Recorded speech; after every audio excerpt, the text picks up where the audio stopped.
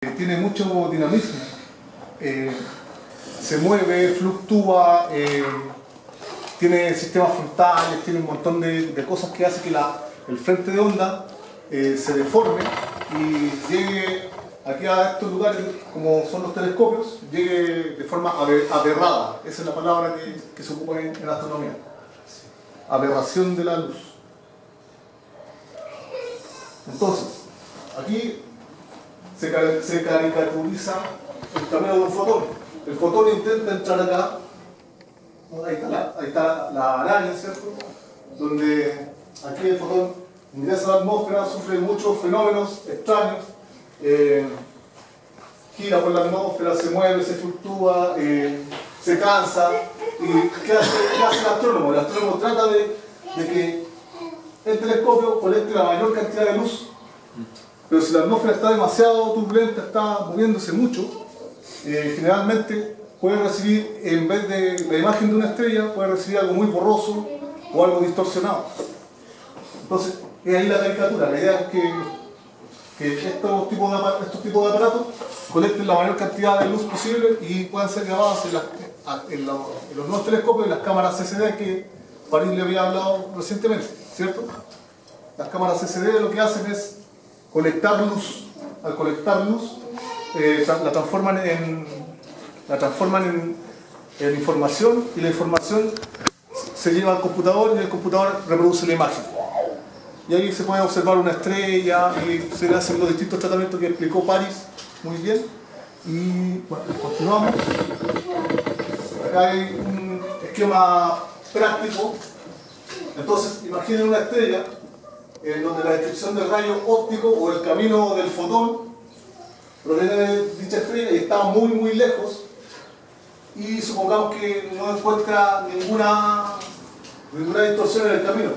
Y aquí está la lente del telescopio, y esta lente del telescopio nos va a formar la estrella tal como la queremos.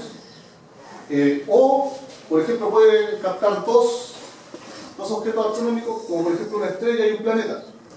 Independiente que la luz venga de esta forma oblicua, también el espejo va a tener la capacidad de llevarlo a un punto y poder visualizarlo como corresponde.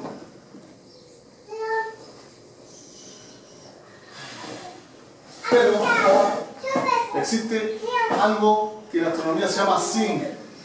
El SINC tiene que ver con la turbulencia de la atmósfera y la aberración que produce en la luz cuando atraviesa la atmósfera, y la atmósfera generalmente tiende a distorsionar la luz que colectan los telescopios. Por ejemplo, acá hay un buen SINC en la atmósfera, o la atmósfera está relativamente quieta, y se pueden observar, por ejemplo, en el círculo de acá, esos dos objetos, que podrían ser dos planetas, y acá también, en el círculo de acá. Sin embargo, con un SINC mediocre o un SINC relativamente malo, la atmósfera está muy turbulenta, entonces desaparece. No que se haya ido, sino que la información se pierde. Se pierde dentro de la turbulencia atmosférica. Y aquí se ve mucho más difuso. Eso es lo que produce una atmósfera turbulenta. Entonces, tal como hablábamos acerca de la propagación de la luz en forma de onda, es como tirar una piedrita al agua. Dicha piedrita comienza a emitir ondas. Y ese es el foco de la perturbación para poder producir ondas en el agua. Acá puede ser una estrella, el foco de perturbación.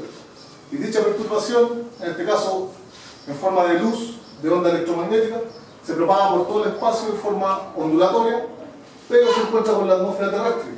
Y la atmósfera terrestre le produce ciertas distorsiones.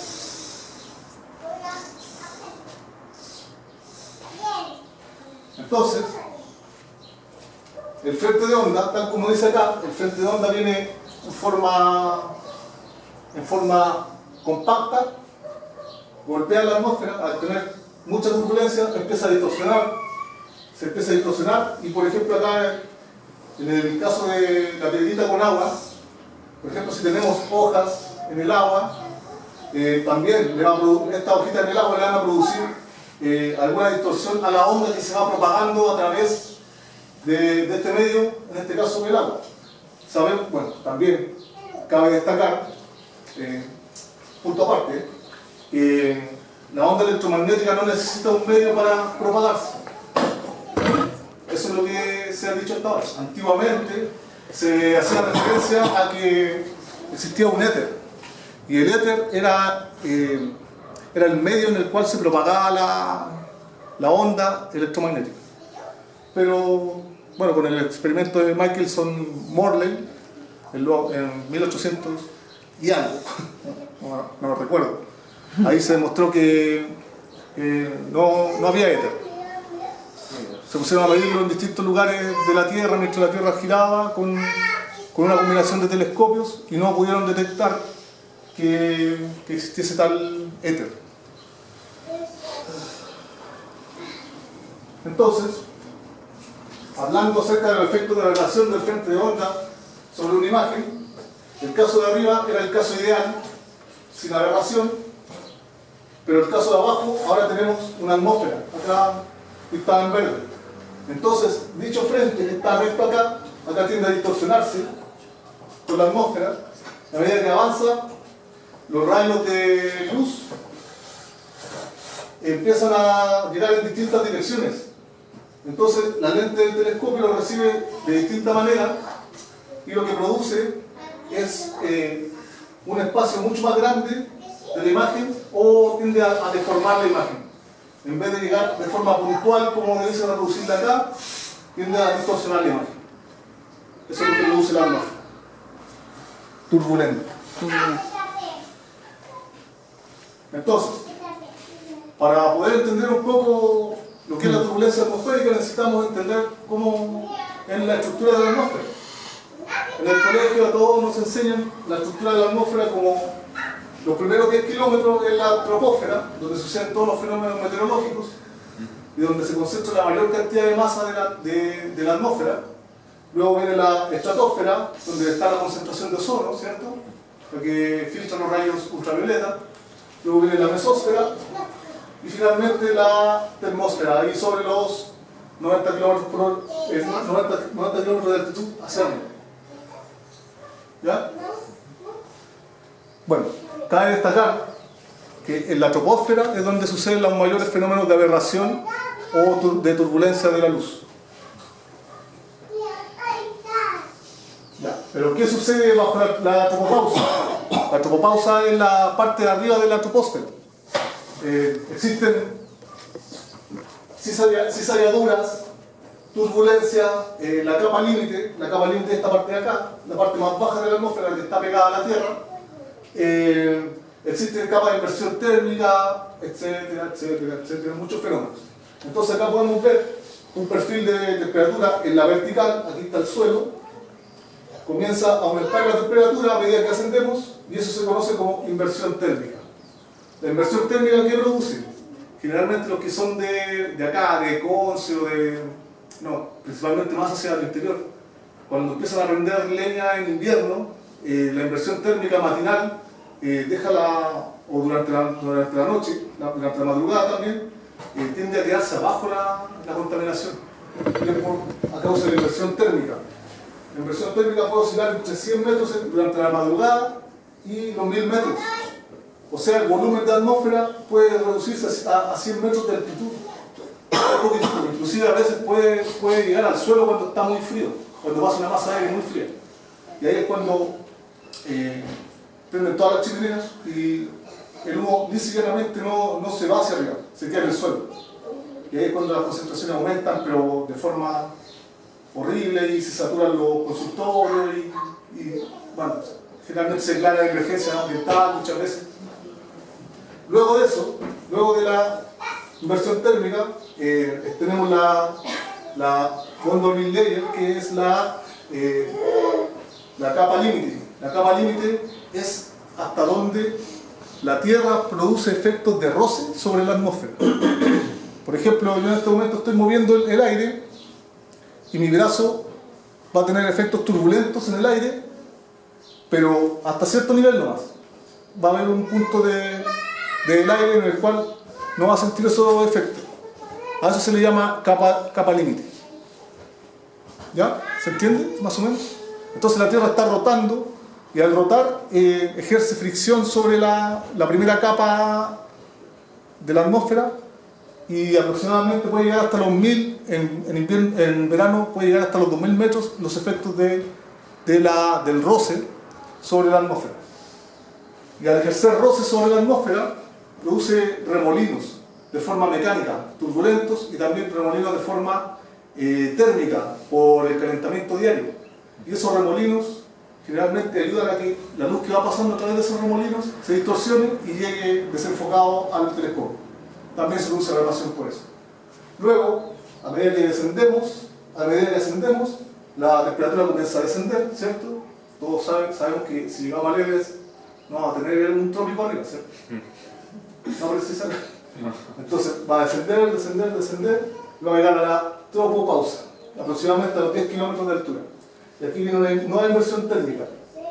Pero aquí ya no hay aquí ya no existe tanto gas, tanto oxígeno. Está todo en la parte media de la atmósfera y abajo. Bueno, por eso existe el famoso mal de Puna, cuando uno va a Bolivia también tiende a apunarse, y es porque falta oxígeno. En realidad las moléculas más pesadas del aire están abajo. Entonces desciende exponencialmente con la altitud la concentración de gases en la atmósfera.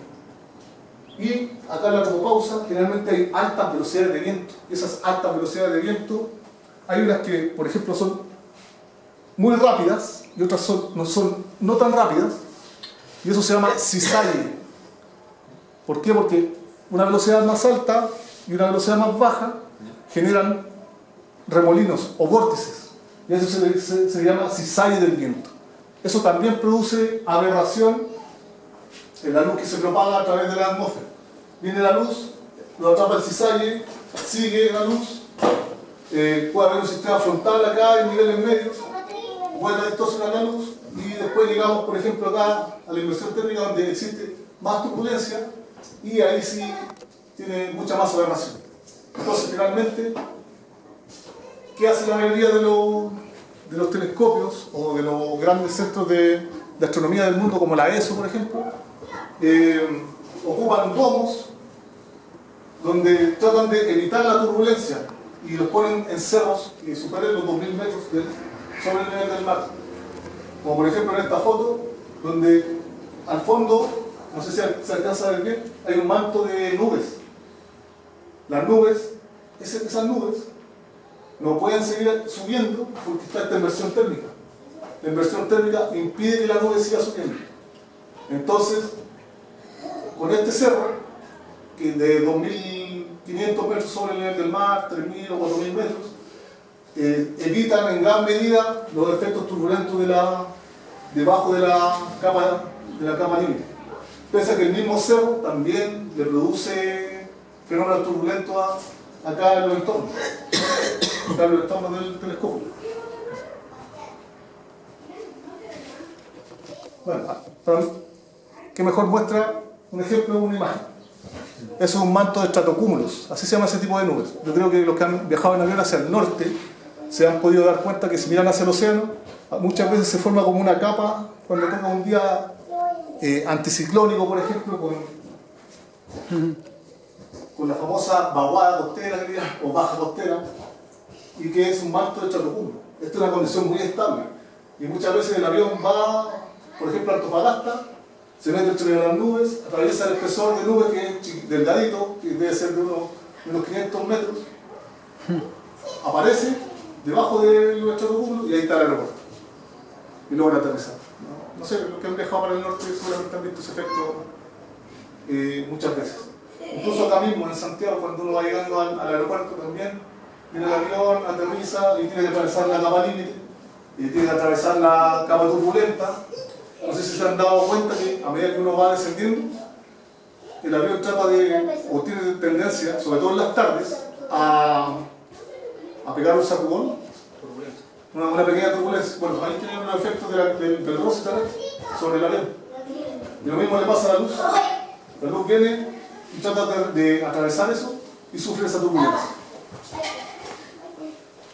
Esa foto es del observatorio de Mauna Kea, en Hawái.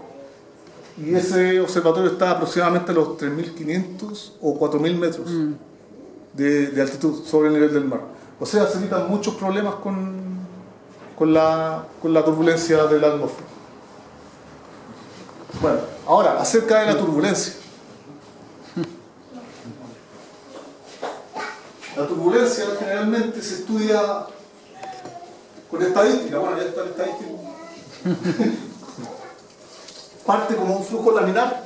Cuando ustedes tienen un cigarro, ¿cierto? El típico ejemplo que muestran en los colegios o en los videos. Y la primera parte es laminar, se comporta de forma laminar. Y después empiezan los fenómenos turbulentos a hacer su trabajo. Empiezan los primeros remolinos grandes y después remolinos cada vez más pequeños. Y termina generalmente muy caótico y muy aleatorio también.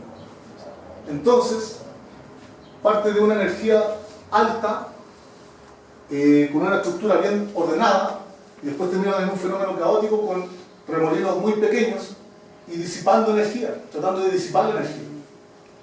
Entonces, eso se puede observar en la atmósfera. Por ejemplo, acá, eso se llaman inestabilidades de Kelvin-Helmholtz,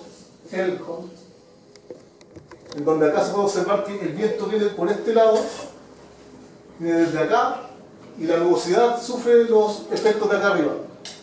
Acá está con comportamiento de tipo laminar, como acá arriba, y luego comienza a generar la turbulencia. Y después los remolinos cada vez se hacen más pequeños, más pequeños, más pequeños, y tiende a disiparse.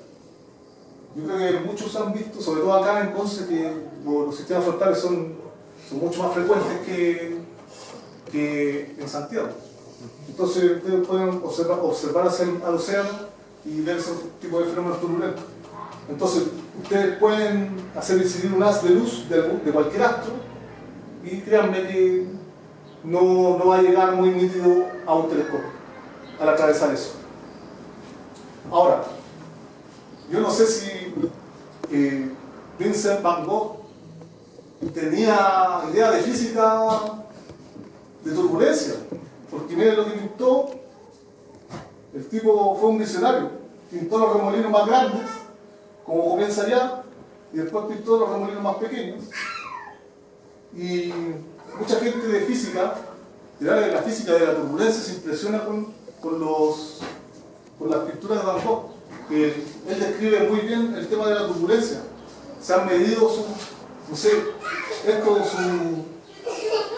sus L, que son el largo característico de cada remolino, y precisamente coinciden más o menos con lo que debiese ser la turbulencia.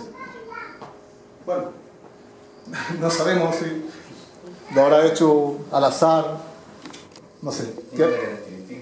Sí, tiene muchas características. Y quedáis mirando mucho rato, y lo miráis, y después sacáis los ojos de ahí y empieza a moverse la turbulencia. Te vuelves turbulento tú. Sí. Y se cortó la oreja, que gallo quedó medio. Se volvió caótico. Se volvió como su cuadro. Bueno, esta es la famosa cascada de Kolmogorov, un físico ruso, el cual dedicó toda su vida prácticamente a la turbulencia. Tiene como una especie de poema dedicado a la turbulencia.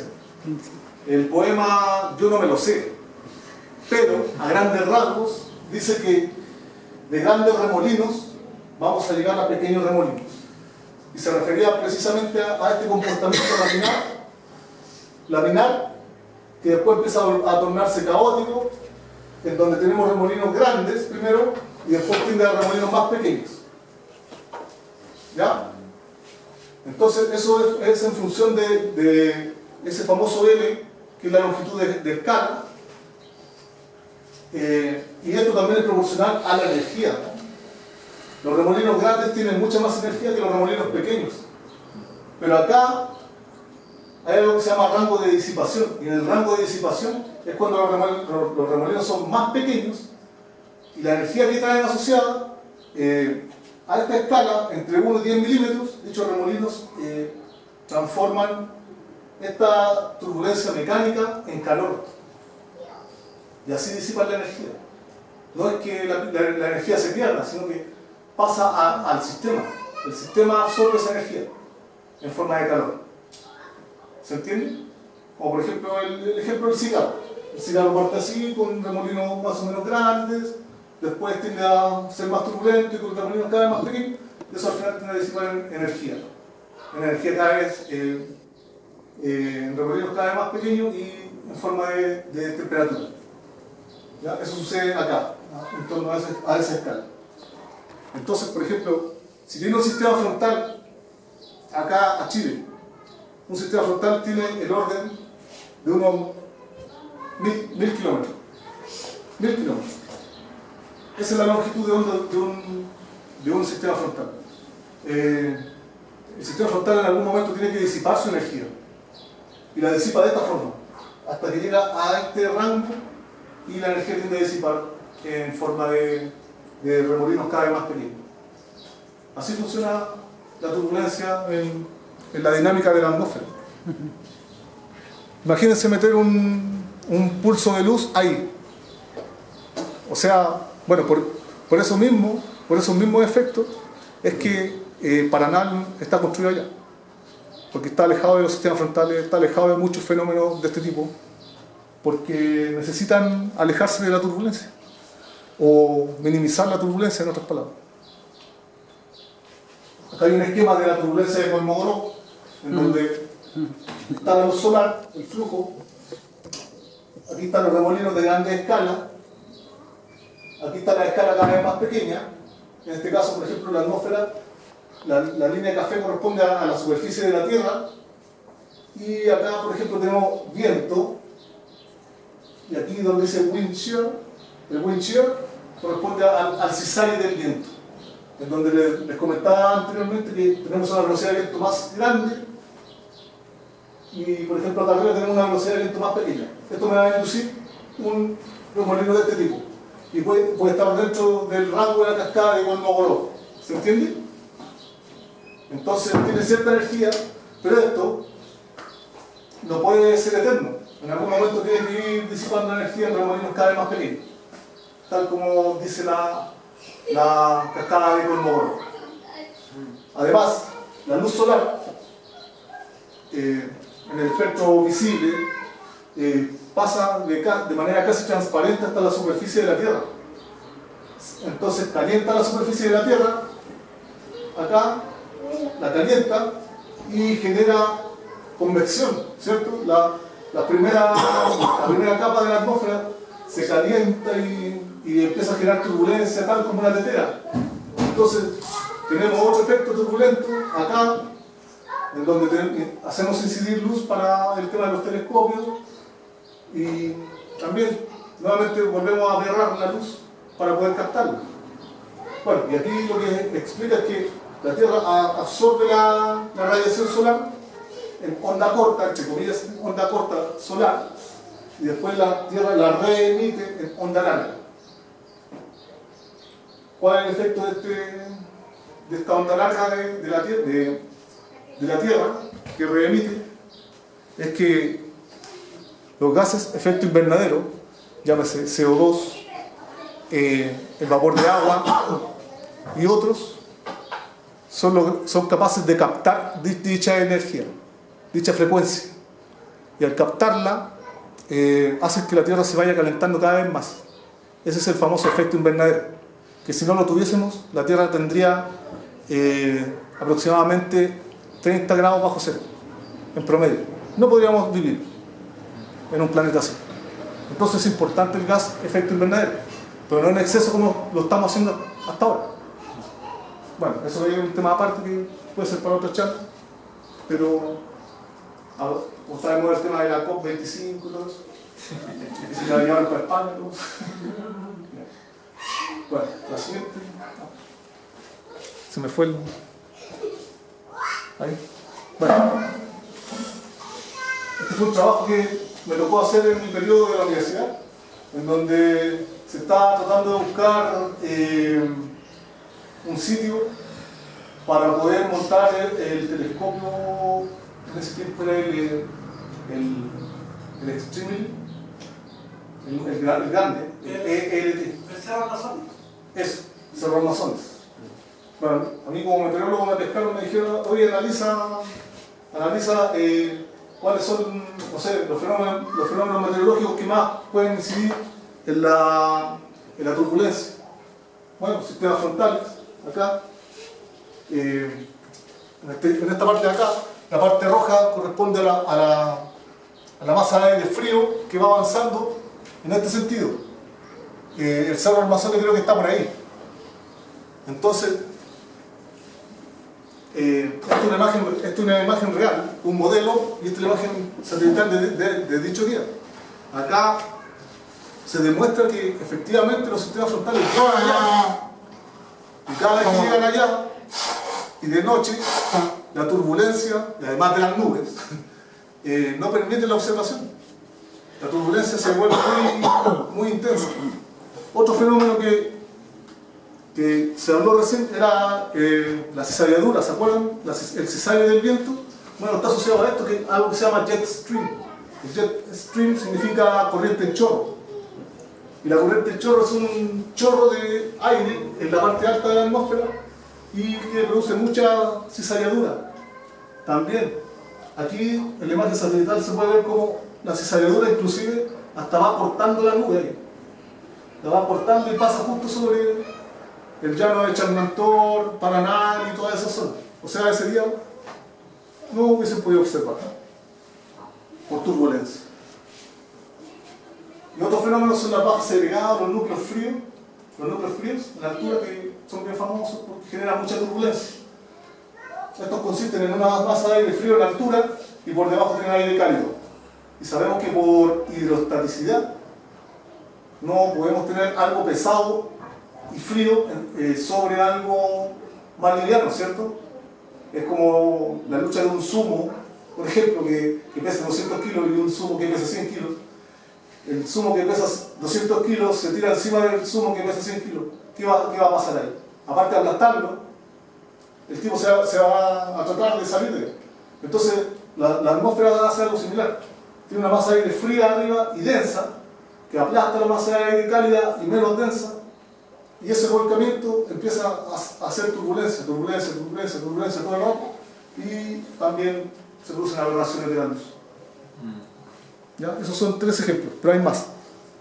Por ejemplo, el que le mostré de donde se veía todo el manto de estratocúmulo, eso es una condición de margen anticiclónico. Y el margen anticiclónico es la condición ideal para observar. Y ellos lo saben. Los astrónomos lo saben. Por eso nos piden a nosotros los meteorólogos que les informemos de qué tipo de condiciones hay. Ya, entonces, ahora que tenemos la descripción conceptual de la turbulencia, podemos meterle mano a la teoría, mediciones, simulaciones numéricas, para poder calcular turbulencia. Existe un montón de ecuaciones, una teoría completa respecto a la turbulencia. Pero yo les pido que solamente se fijen en 3 variables. Esta de acá, que es la temperatura del aire. Esta de acá, que es la presión del aire. Y en este parámetro de acá, S teta, que está acá, y acá también, en ese lugar donde está el teta, se oculta la densidad del aire. No la puse acá. Pero si se dan cuenta, el L que está acá va acá, ¿cierto? Este L, que al final toda esta ecuación corresponde al CT, va acá, y luego se transforma en este Cn cuadrado, que corresponde a la turbulencia óptica. Este es el factor que uno puede inducir como turbulencia óptica. Se mete acá hay una integral que me está diciendo, agarra toda la atmósfera y mide su turbulencia óptica en toda la atmósfera. Acá está la longitud de onda de la luz, unos factores correctivos, y este se llama parámetro de Frier. Ahí me equivoqué, no es Fiel, es Frier. El parámetro de Frier me permite calcular el sin en función de la longitud de onda de la luz. Por ejemplo, la luz a 0.5 micrómetros, ¿cierto? Más o menos. es la luz la luz visible, el máximo. En el espectro visible, que es el color verde, ¿cierto? Verde, amarillo.